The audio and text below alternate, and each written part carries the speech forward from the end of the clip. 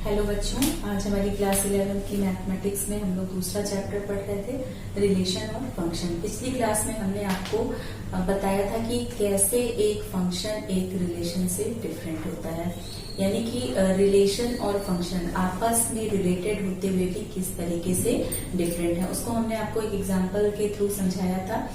और यहाँ पर हमने बताया था कि डेफिनेशन हम बाद में आपको मतलब आज के लिए बताएंगे।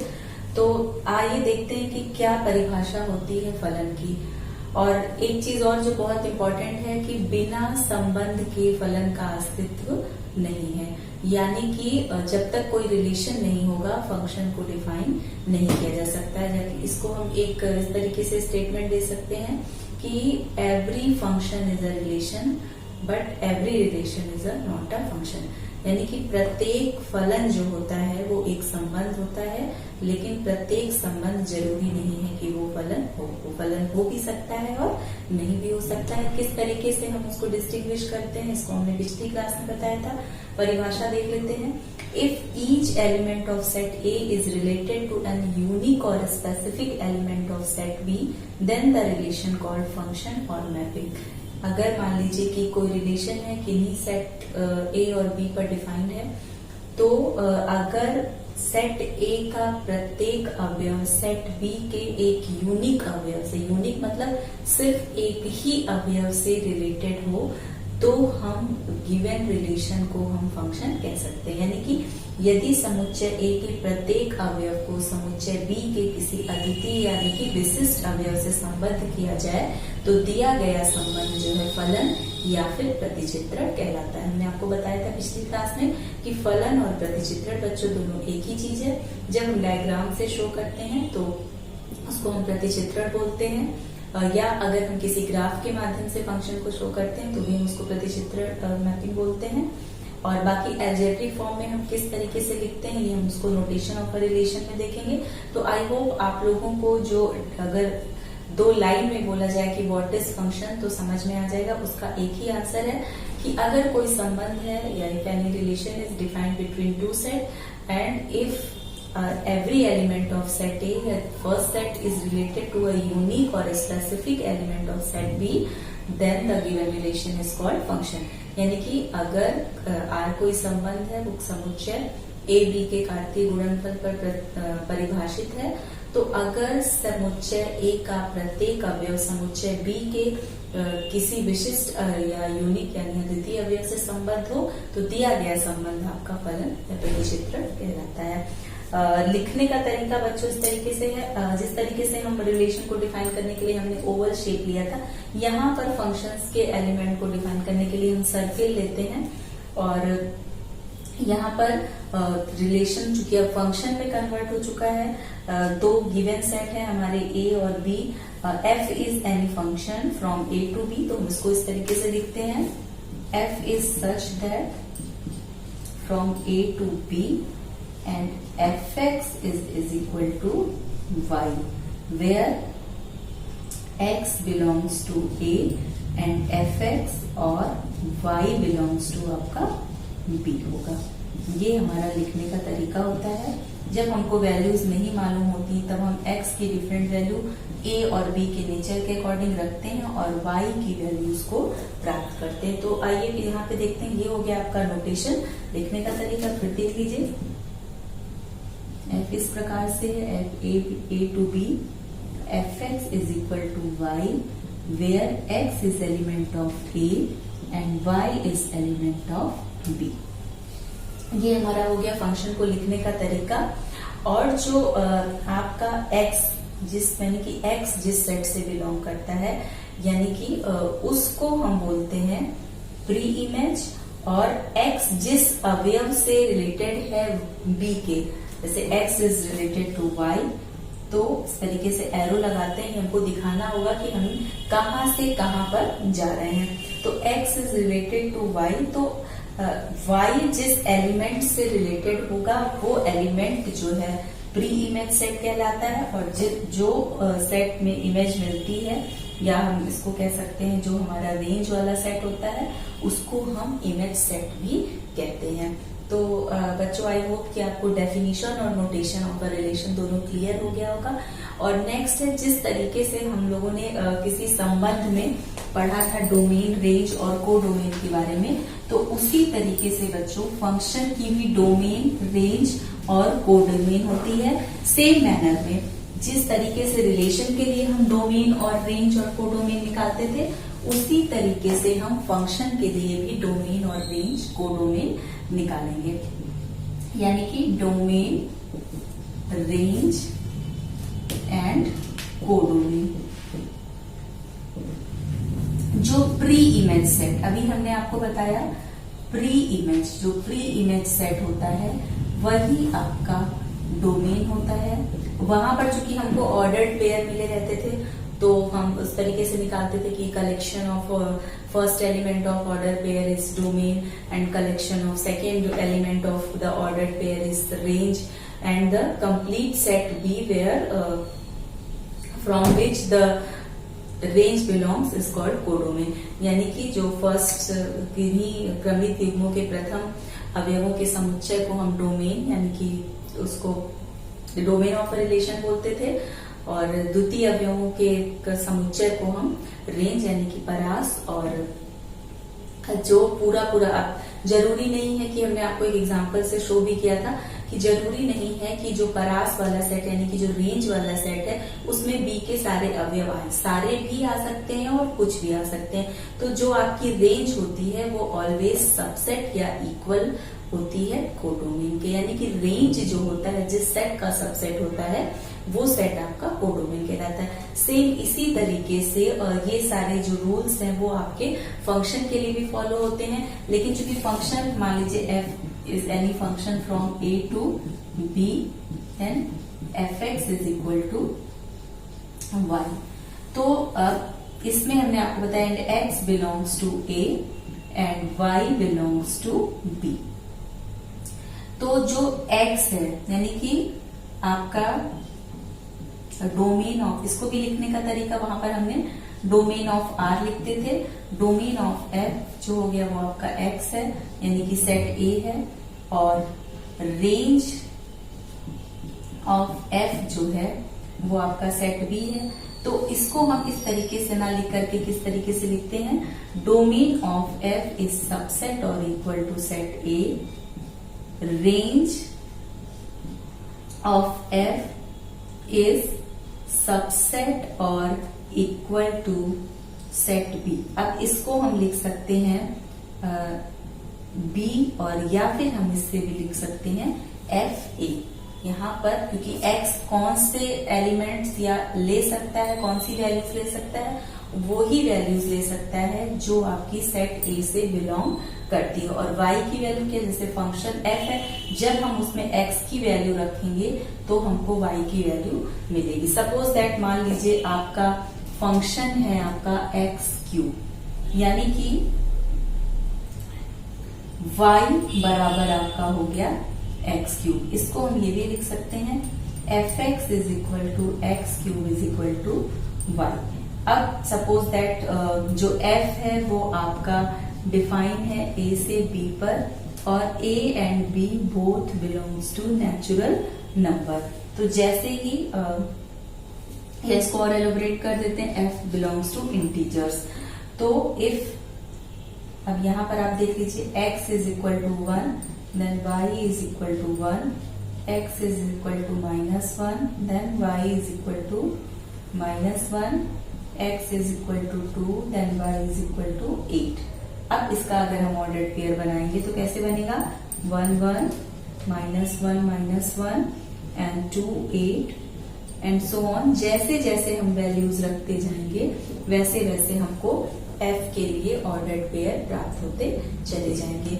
और यहाँ पर जो आपका अब जो रेंज है वो जिस सेट का सबसेट होती है वो किसकी सबसेट होगी, B की। तो जो B होगा वो आपका कोडोमेन कहलाएगा, क्योंकि जरूरी नहीं है कि रेंज जो है में सभी एलिमेंट्स आ ही जाए जो B से B में बिलोंग करते हैं।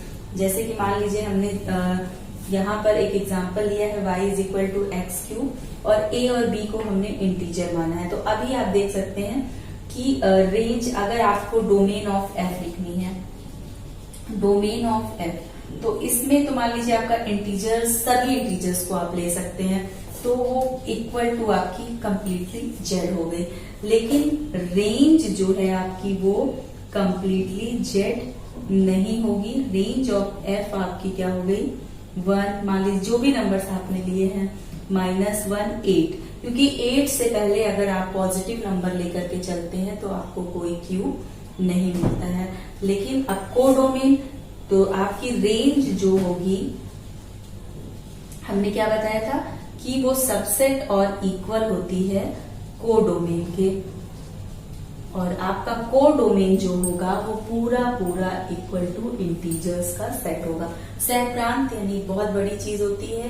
रेंज जिस सेट से बिलोंग करता है वो सेट को हम कोडोमेन बोलते हैं, क्योंकि यहाँ पर हमने क्लियरली बताया था कि ए और बी दोनों जेड है। अगर हम इसको और इस तरीके से एलोब्रेट कर देते हैं कि एफ कोई संबंध है जो परिभाषित है जेड पर। जेड यूनिवर्सल नोटेशन है, जेड हम इंटीजर्स के लिए कैपिटल जेड का यूज करते हैं। तो जिस तरीके से हम लोगों ने रेंज रिलेशन के लिए डोमेन, रेंज और कोडोमेन पढ़ा था, उसी तरीके से हम लोग फंक्शन के लिए भी डोमेन, रेंज और कोडोमेन पढ़ते हैं। बस लिखने का तरीका हमारा थोड़ा सा अलग हो जाता है। और अगर इसी को हमको ज्यामितीय आकृतियों में फलन, यानी कि अगर हमको ज्योमेट्रिकली दिखाना हो, तो हमने आपको बताया था बच्चों, दिखाने का तरीका क्या होता है कि हम सर्किल लेते हैं, सर्किल में एलिमेंट शो करते हैं, मान लीजिए A1, A2, A3, और यहाँ पर है B1, B2, B3, और F कोई रिलेशन है, ये आपका सेट A है, ये आपका सेट B है। तो रिलेशन फंक्शन इस तरीके से आपका हो सकता है,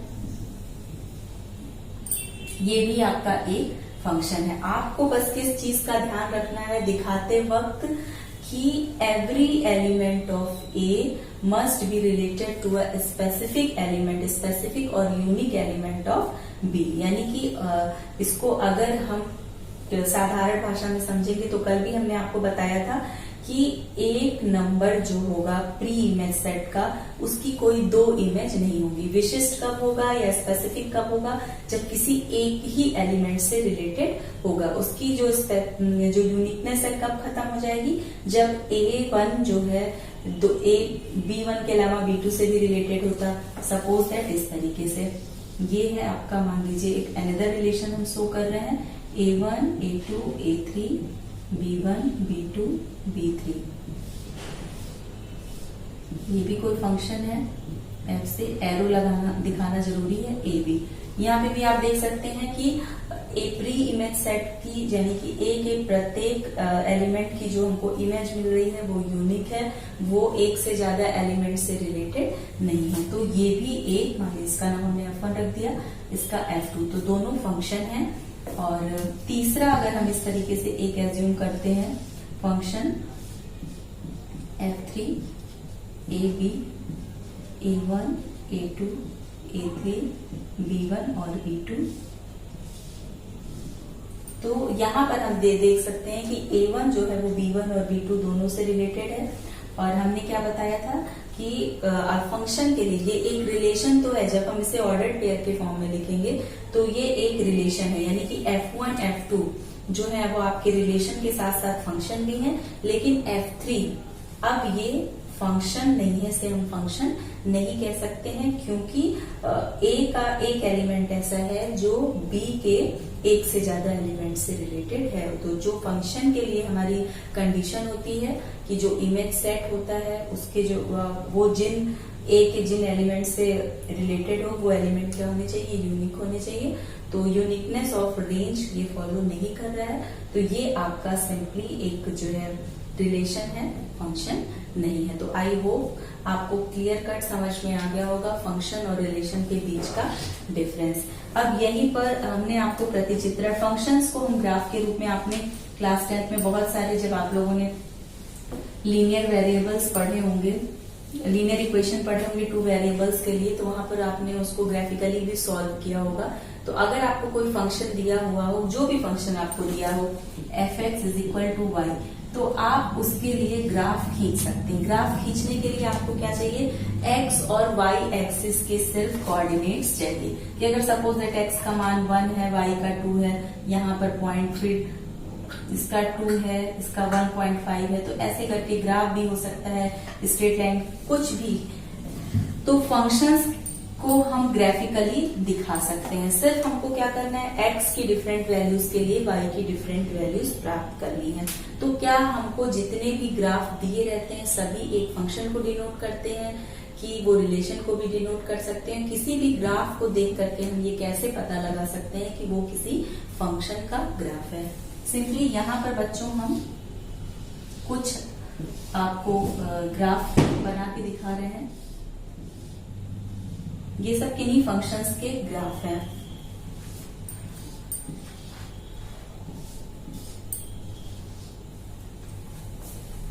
वन, 2, 3, 4, 5। जब भी हमें कोई ग्राफ दिया हो और हमको ये बताना हो कि दिया गया ग्राफ एक फंक्शन को, एक फलन को निरूपित करता है या नहीं, हमें सिर्फ क्या करना है, y एक्सिस के पैरेलल और x एक्सिस पर परपेंडिकुलर एक लाइन ड्रॉप करनी है।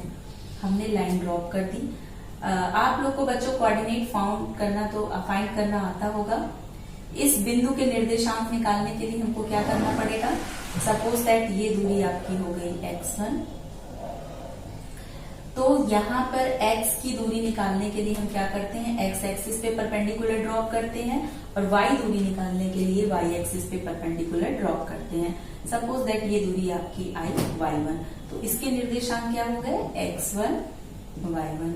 इसके निर्देशांक आप देख रहे हैं, अब ये दूरी, इसको सपोज दैट आप y2 मान लेते हैं, लेकिन x दूरी इसकी x1 ही है, तो ये क्या हो गया, x1, y2। तो आप देख सकते हैं कि यहाँ पर जो है आप देख, ये x दूरी जो है, अब एक ही जो x है, यानी कि एक x 2 y से रिलेटेड नहीं हो सकता। लेकिन यहाँ पर आप देख सकते हैं, यानी कि हमने बताया था अगर हम ऑर्डर्ड पेयर के रूप में देखें तो किन्हीं 2 ऑर्डर्ड पेयर का फर्स्ट एलिमेंट सेम नहीं होना चाहिए। अगर हम इसके ऑर्डर्ड पेयर को लिखें तो क्या हो जाएगा, x1, y1 and x1, y2। तो अकॉर्डिंग टू डेफिनेशन ये जो है आपका एक रिलेशन तो है लेकिन फंक्शन नहीं है। तो इसका सीधा सा तरीका है कि अगर हमें कोई भी ग्राफ दिया है, उस ग्राफ में हम y एक्सिस के पैरेलल और x एक्सिस पर परपेंडिकुलर हम एक लाइन ड्रॉ करते हैं। अगर वो लाइन गिवन ग्राफ को सिर्फ एक पॉइंट पर कट करती है तो दिया गया जो ग्राफ है वो आपका फंक्शन को शो करता है, और अगर मोर देन 1, एक से ज्यादा पॉइंट पर कट करती है तो दिस मीन्स वो रिलेशन तो शो करता है लेकिन वो फंक्शन को शो नहीं करता। यहाँ पर आप देख सकते हैं एक सर्किल है, तो इस पे हमने परपेंडिकुलर ड्रॉ किया, ये 2 पॉइंट्स पर कट कर रही है। अगर हम नाम रख दें तो A और B, इसका मतलब ये रिलेशन तो है लेकिन फंक्शन नहीं है। जब हम इस पे परपेंडिकुलर ड्रॉप करते हैं तो देखते हैं सिर्फ एक पॉइंट पे कट कर रही है, ये रिलेशन भी है और ये फंक्शन भी है। यहाँ पर हम करते हैं तो ये देखिए सिर्फ एक पॉइंट पर 2 तरह ग्राफ है, लेकिन यहाँ पर आप क्या देख सकते हैं, y वैल्यू तो सेम है लेकिन x वैल्यू डिफरेंट। अगर हम इसे x मानते हैं तो ये आपका हो जाएगा -x1 और इसके कोऑर्डिनेट हो जाएंगे -x1, y1। फर्स्ट कोऑर्डिनेट में y पॉजिटिव होता है और ये हो जाएगा आपका ये x1 y1 और -x1 y1, यानी कि 2x के लिए एक y हो सकता है लेकिन एक x के लिए 2y नहीं होंगे। सिमिलरली जब हम इस पे परपेंडिकुलर ड्रॉप करेंगे, एक ही पॉइंट पे कट कर रहा है, यहाँ पर जब हम ड्रॉप करेंगे तो आप देख सकते हैं 1, 2, 3, more than 2 points, more than 1 points, 2 point, कितने भी हो उससे मतलब मैटर नहीं करता। सिर्फ और सिर्फ अगर एक पे करता है तो फंक्शन और मोर देन 1 करता है तो वो रिलेशन है लेकिन फंक्शन नहीं है। तो ये जो है आपका रिलेशन भी है, फंक्शन भी है, ये आपका रिलेशन है बट ये आपका फंक्शन नहीं है, और ये वाला ग्राफ आपका रिलेशन भी है और फंक्शन भी है। तो बच्चों फिर से एक बात बता दे रहे हैं, ज्यामितीय आकृतियों में यानी कि ज्योमेट्रिकल शेप में या ग्राफ्स में अगर हमको फंक्शन फाइंड आउट करना है तो सिर्फ सिंपल सा हमें एक काम करना है, वाई एक्सिस के पैरेलल और एक्स एक्सिस पर परपेंडिकुलर ड्रॉप करना है। और अगर वो ग्राफ को सिर्फ और सिर्फ एक पॉइंट पर कट करती है तो इसका मतलब कि दिया गया ग्राफ जो है वो एक फंक्शन को शो करता है, और अगर मोर देन 1 पॉइंट्स पे कट करती है तो वो एक रिलेशन को शो करता है लेकिन फंक्शन को नहीं। और मोर देन 1 पॉइंट पे कट करने का क्या मतलब है कि हमारे पास ऐसे ऑर्डर्ड पेयर आ रहे हैं जिनका फर्स्ट एलिमेंट जो है वो सेम है। तो आई होप कि आपको ये समझ में आ गया होगा। नेक्स्ट क्लास में हम लोग टाइप ऑफ फंक्शन के बारे में पढ़ेंगे। Thank you.